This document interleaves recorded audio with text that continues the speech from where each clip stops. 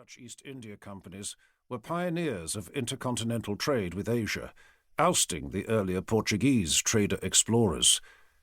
In the process, these companies would develop financial instruments, shares and stock markets, which many regard as the beginnings of modern capitalism.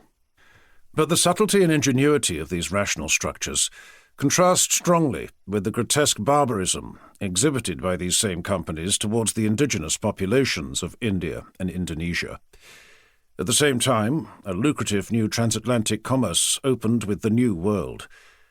The silver mines of South America, the sugar plantations of the Caribbean, and the cotton trade with the southern colonies of North America all brought transformative riches to Western European society. Yet there was a dark underside to this brilliant new wealth. It was dependent upon mass slavery. This book is intended to illustrate such paradoxes, which were present right from the beginnings of our progressive era. Previous narratives of the Age of Reason have usually concentrated on the rational aspect and the advances of this period. But what precisely is meant by the term reason? It was viewed then, much as it still is today, as a method of thought which progresses by logical steps towards a proven conclusion.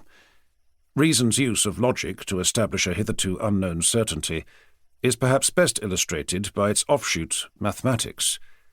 Here the entire system is based upon a series of self-evident axioms, upon which all are agreed. Like Euclidean geometry, this builds up, step by step, to create an edifice of such certainty and abstract beauty that it is viewed as one of humanity's finest achievements. The rapture inspired by such a system is well expressed by the 20th century mathematician and philosopher Bertrand Russell.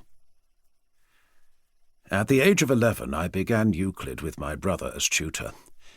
This was one of the great events of my life, as dazzling as first love. I had not imagined there was anything so delicious in the world.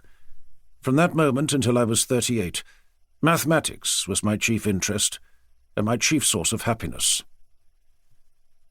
Not until the turn of the 20th century was this sublime aspect of reason replaced, at least to a certain extent.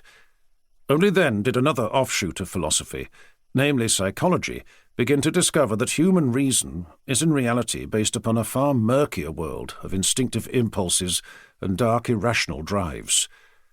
Freud's unconscious mind is but one manifestation of this not wholly scientific discovery of a world beyond reason.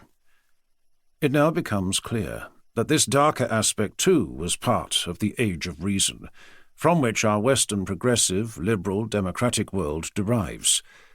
And now this free world is faced with the prospect of placing limits upon itself, in order for the world itself to survive our activities, which have led to climate change, pollution, and the general degradation of our planet. Given such circumstances, it is worth examining precisely how such rational progress began. Can we learn from our rational origins in both their sublime and their darker aspects?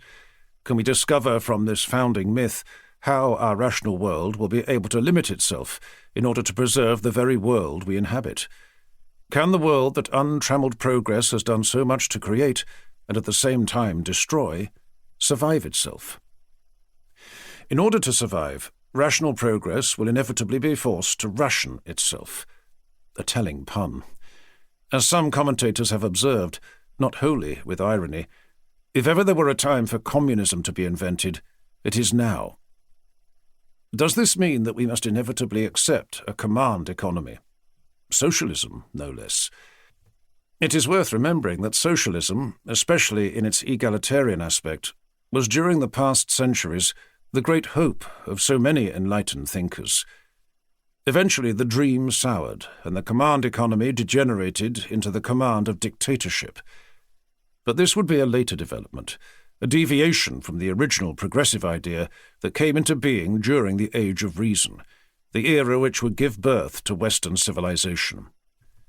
If this is to endure, what lessons are to be learned from the Age of Reason and Unreason, upon which our modern world is founded? Chapter 1. Reason and Rationale. By the early 1600s, Europe was approaching the height of the Little Ice Age. This